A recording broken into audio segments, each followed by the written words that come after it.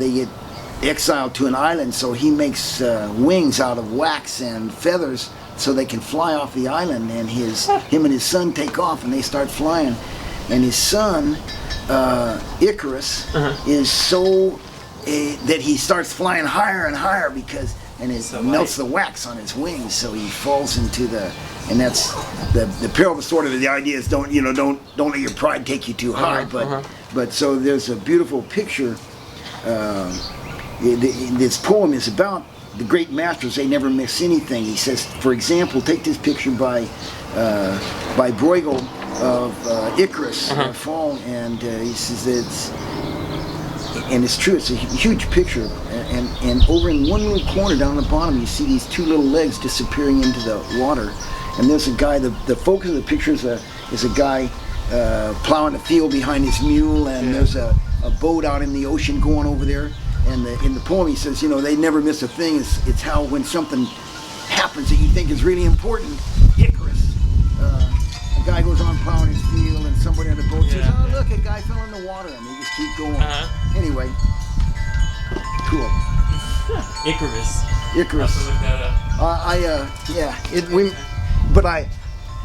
So I make a reference to it. And then I have a book that shows the picture. It's so amazing to see the little tiny legs in the corner. Anyway, I'll find it if we get to it. This is from August 1991. Sort of goes with the last letter that when I talked about meeting Christina, my wife. It's, dear friends, it's a beautiful morning, and it makes me smile to start yet another letter this way. I know that many of you who read this find beauty in Fresno summer to be incompatible concepts because you've told me so. Also, when I was growing up in this valley, I thought just about everywhere else was lovelier, and I couldn't wait to leave. I recall reading while a student at Long Beach State that the Navajo have an almost religious sense that their land is beautiful, and because their homeland was desert and mine was irrigated desert, I couldn't understand that at all. Times change though, and I want to send along a translation from a Navajo prayer or greeting of the day. All is beautiful, all is beautiful, all is beautiful indeed. Now the Mother Earth and the Father Sky meeting, joining one another, helpmates ever. All is beautiful, all is beautiful, all is beautiful indeed. Indeed, this morning I'm in complete agreement, but in 1970, when I went to South America after college, I was still intent on leaving this ugly valley forever. And when I came back to the USA after 2 years, even though I came to Fresno, I was still leaving. Just a world traveler making a convenient layover. I was going to visit friends and relatives, save a little cash from a happen chance job, refurbish my travel gear, and then, after no more than 6 months, say goodbye to it all and be off to lovelier climes. That's sort of what happened. I sponged off relatives for a month, and I then found a job with the library, and that was a great blessing, although I didn't know it at the time, any more than I saw beauty in Fresno. And I hoarded money while telling everybody that I would be leaving soon. It was pretty nice. I acted like a tourist, not a Californian or an American, but more like a visiting Earthman who is fluent in the native language and culture. I drank beer and shot the breeze with the locals. Some people were nice, but I made it clear that I was leaving soon and there were to be no long-term entanglements. I began to sell or give away all the stuff accumulated over the years and convert it to cash and a go-anywhere kit that would hang loosely on my back or waist, leaving both hands free to travel. When 6 months came and passed, I broke my vow to leave after 6 months, no matter what, with hardly a thought. I was still going to shake the dust from this place off my sandals, but the job offered a bonus for a full year of service, and between beer and bullshit, I had not saved much. I laughed to myself after breaking my solemn promise, reflecting that I knew I'd been a liar all my life, and I decided to stay until my work anniversary, January the 15th, 1973. In mid-October, I totaled my car in a drunken accident. I felt it would be silly to buy another car when I would be leaving soon. Instead, I would just pretend I was a tourist reliant on local transportation with no car. I had time on my hands, and so for cheap entertainment, I walked a few blocks to my neighborhood to get the vote out for George McGovern. I was pretty cynical because I knew McGovern was too moral to be elected, I was just passing time before leaving the country to its decline, but my neighborhood was mostly poor and minority, and Nixon had so blatantly trampled on truth and justice. I got a strong positive feedback, and I began to think George would win, and I woke up election morning 1972 exuberant at the prospect of witnessing the triumph of good over evil. Right. Before I even cast my ballot in the West Coast afternoon, Nixon had won by the biggest landslide in history. I was stunned. I'd already come to say that I was crazy because my reality was so far from the mainstream, but still, I was shocked to be so wrong about what the majority believed. It firmed my resolve to leave and confirmed that Americans were imponderable foreigners, and that would have been that, except on Thanksgiving Day, a few days after the election, Nixon, claiming a mandate from the people, sent wave after wave of bombers to rain napalm on Hanoi. It was not a military target. Many children were flame-broiled, and I had to distance myself. Using my library job, I looked through past issues of Life magazine, and I found a picture of an Asian woman cradling a burnt baby, black and crisp. I cut it out and I pasted it on a picket with "Merry Christmas, Mother and Child" written above in festive red and green, and I took it to the biggest shopping mall in Fresno on the Saturday before Christmas. The mall was packed with shoppers, but almost no one glanced at me and fewer at my sign until about halfway through a security guard told me to ditch the sign or leave. I said no, I was simply shopping a public place and would not leave until I had strolled to the end of the mall and back. And I went to the end, and on my return, 2 security employees accosted me and tried to hustle me out physically. I wrapped my legs around the newel of the stairs midway through the mall that went downstairs to the bathroom and the administration, and I began to shout, bewailing the desecration of my rights. Me, simply a shopper wishing Merry Christmas to all with an image of Madonna and child? Me, innocent, accused of no crime or violence, handcuffed and held like a criminal between 2 lackeys of private business? I never mentioned my sign and the relationship between Christmas and the burnt baby and the rampant consumerism all about, but I held my picket high during my harangue. A large crowd stopped to watch the show, and I kept their attention for about 45 minutes until the real cops came and hauled me to county jail. The booking officer told me the charge was disturbing the peace and bail would be $50, and I almost smirked. I had $500 in my pocket because I guessed that if I got arrested, bail would be around $200, and I wanted to be ready to pay and walk out. I was thinking I was getting a real bargain. For $50, I got a public record that opposed me to the silent majority who mandated Nixon to work his evil ways and then came shopping with no mourning or even thought for the napalmed babies. As a bonus, for the same price, I could compare myself to Henry David Thoreau. He was jailed because he refused to pay taxes to protest the way taxes were being spent, and his friend, Ralph Waldo Emerson, visited him in jail and said, "Henry, what are you doing in jail?" And Thoreau replied, "Ralph, what are you doing free?" That part of the story is well known, but I had just read, bless the library, that Thoreau had spent only 1 day and a night in the homey atmosphere of his small town jail before a friend paid his taxes and he was freed. Maybe I was doing no jail time, but only because I had thought ahead and was acting as my own good friend. And I walked towards the exit smirking, thinking $50 was cheap to be the civil disobedient equal of Thoreau. The capper was that I was planning on leaving the country in a few days and had no intention of showing up for the trial, so the $50 was also going to purchase Scofflaw as a title. The system wiped the smirk from my face before I reached the door. A second charge, felony possession of controlled substance, had been lodged, and bail was suddenly thousands of dollars. Instead of walking, I went to a holding cell of the county jail until an officer of the court could decide whether to hold me for trial or release me on my promise to appear. Almost surely I would be released on my own recognizance, but it was Saturday. Court officers don't work weekends. Monday would be Christmas. There would be holiday backlog cases when they came to work on Tuesday. I made myself comfortable. I was released on Wednesday, and a lady from the Women's International League for Peace and Freedom contacted me to say that some members had witnessed what occurred at the mall and felt the felony charge was trumped up to discourage free expression at the mall. She wanted me to fight it and recommended a lawyer and said they would pack the court with middle-aged matrons backing the struggle for freedom. The lawyer said it looked good when I went to trial. After some months, I would probably be acquitted. If not, it would be pursued by the ACLU and the WILPF and related organizations because they were seeking a case to open shopping malls to free speech. And since shopping malls have become the street corner forums of the modern world, he then allowed that if, after all appeals, which might take years, I were found guilty, I would have to spend some years of jail time. I had plans to leave the country, and every day until that felony was resolved was an imposition. Regardless of justice being trampled and regardless of odds in my favor, I just wanted out.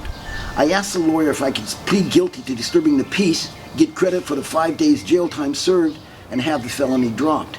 He said it was likely. He'd check it out and let me know. That left the bill, and when he said $800, my reaction must have been obvious because he told me not to worry about it.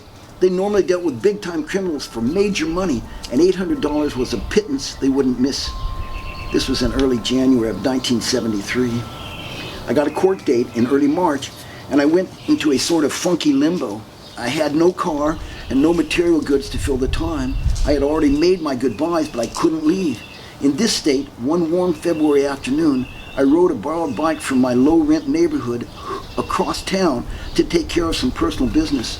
I'd begun to ride a bicycle only occasionally since I had totaled my car, and the reverie induced by the mantra-like rotation of the pedals and the rolling wheels was new to me, but I was totally wrapped in thought and oblivious to the changing environment as I went north through ever richer areas. I was deeply questioning my motives because, while all I've written about the bombing of Hanoi and the Madonna with the burnt child is true, there was more. A woman. Early December, after my car totaled, she offered me a ride home from Emerald. I had had no idea that I held so much bitter enmity. It wasn't a personal thing at all. I didn't know anyone on this street or part of town, but the houses were all 2 and 3 stories with neat landscaping and expensive vehicles parked around, and I hated them all indiscriminately for being rich. I hated them wantonly, casually, without thought, having too much. I hated them for the abuse of the world, people and rock and river and sky, so they could have extra clothes and extra cars and extra rooms and too much and more. I hated them because they didn't merit as much as I did, sweet, kind me, and yet they had so much more. I hated them because an $800 lawyer fee was a huge part of my life, and yet only a pittance. I hated them because I was turgid with desire and I had nothing to offer a woman save the open road.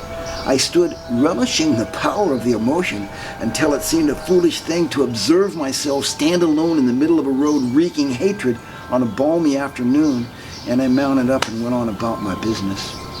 I didn't give much more thought to my feelings about wealth in the remaining weeks before judgment, but I got into my hoard and paid off the lawyer and a couple of other bills I had thought to skip town owing. I sensed that if I left without paying legitimate debts, it meant I valued money so much that whatever rancor I owned that day would be bottled up inside and carried forever, and I didn't want that.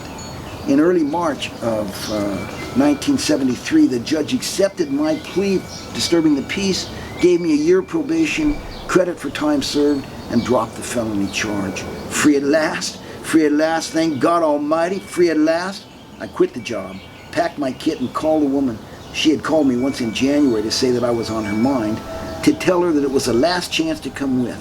She didn't, and the next morning early I put my thumb out and started traveling south and east. I moved steadily, sometimes sleeping in cheap motels and sometimes on a bus until I was thousands of miles and 5 days away in Cuernavaca, Mexico. I awoke to a lovely morning in an intriguing town at the beginning of the life I'd planned all the time I was in Fresno. But I felt pursued, haunted. Eating breakfast, my mind raced so rapidly and erratically that I could feel my heart pulsing with the thoughts, and I decided no more moving until I slowed and stabilized. I asked the waiter about a public park. 2 blocks away, the very core of the city, is an enclosed garden that was once the residence of the first Spanish conqueror to rule this silver-rich province. It was like medicine. The thick, white adobe walls shut out the traffic of the wide world. The reflecting pools and splashing fountains and greenery and shaded porticos were palliative, and I sat there for hours. When I stood up to go, it was clear that whether I was on the way to destiny or running from my past, I had to slow down. From the park, I found a tourist bureau kiosk and I asked for directions to comfortable, serene accommodations far from the madding crowd. And he sent me to a place very like the garden I had just left, only remoter and lovelier.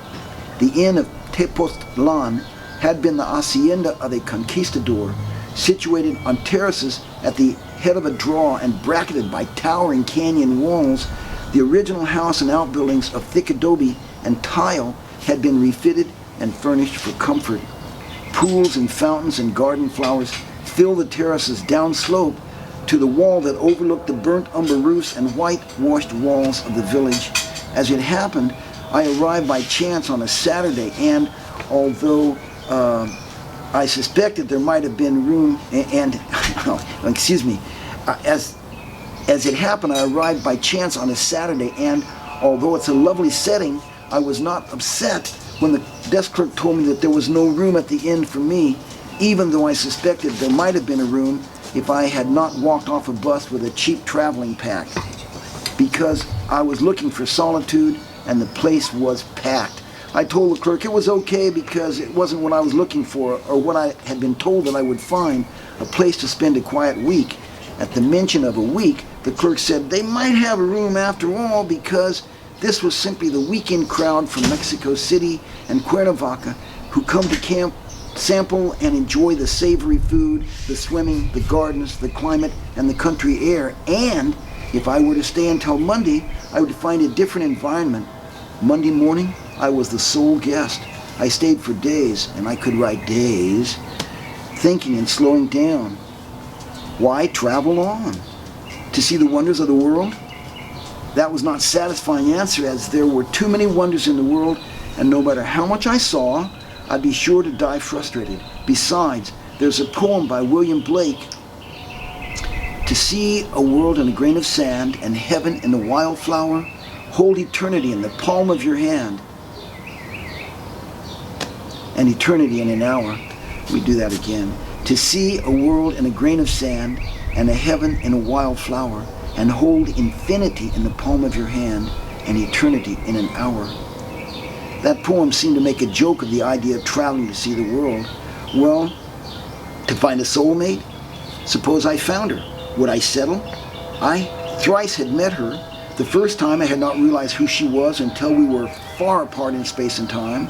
The next 2 times I had not been willing to cease wondering. Besides, it begged the question because unless she were moneyed or possessed invaluable talent, I couldn't just stop, but I would have to make a living.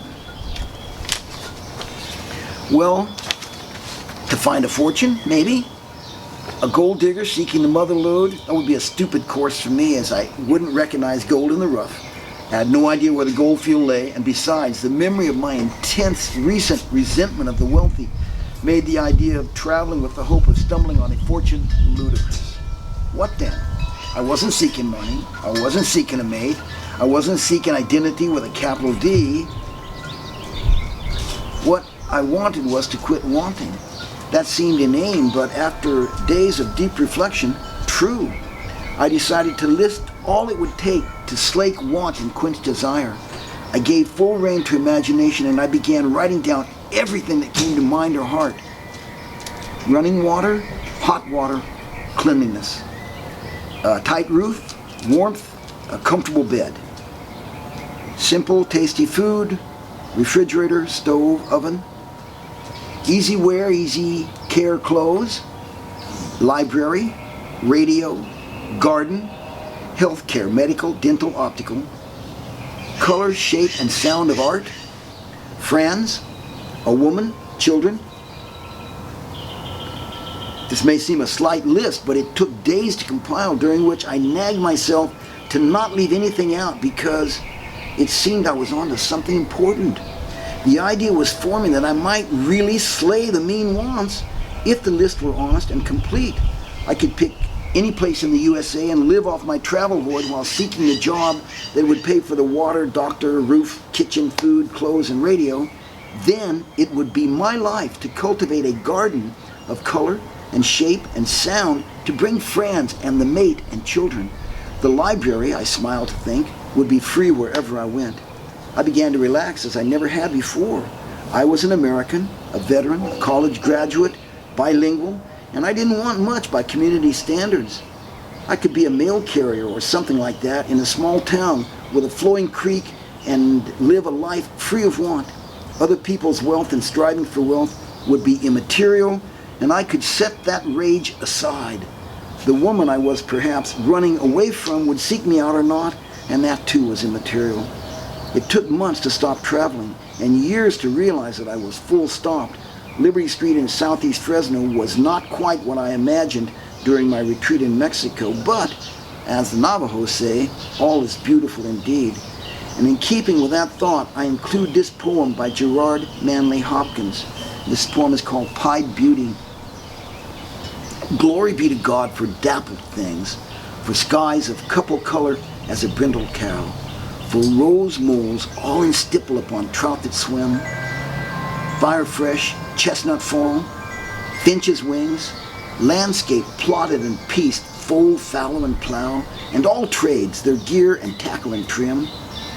All things counter, original, spare, strange, whatever is fickle, freckled, who knows how, with swift, slow, sweet, sour, a dazzle dim.